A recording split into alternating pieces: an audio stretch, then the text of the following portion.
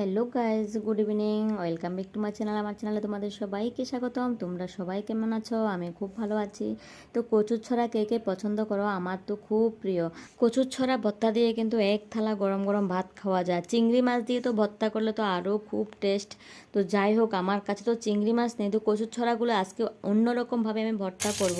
পেঁয়াজ, রসুন, শুকনো লঙ্কা ভালো করে আমি একটা প্যানের ভিতরে এগুলিকে ভাজা করে নেব।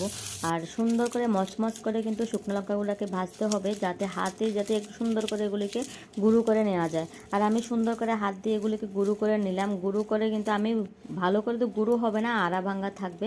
তো তারপরে এগুলিতে আমি ছড়া দিয়ে দেবো, সুন্দর করে দিয়ে এগুলিকে একটু লবণ দিয়ে ভালো করে এগুলিকে মেখে নেব।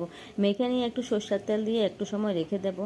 তারপরে একটু পরে এগুলিকে আবার নাড়াচাড়া করে নেব। এভাবে যদি কচুর ছড়া খাওয়া যায় খুব টেস্ট হয়, আর এক থালা গরম ভাত কিন্তু খাওয়া যায়। তা আমার এই ভিডিওটা তোমাদের কাছে কেমন লাগলো? যদি ভালো লাগে লাইক, কমেন্ট, শেয়ার করে দেবে। Bye bye.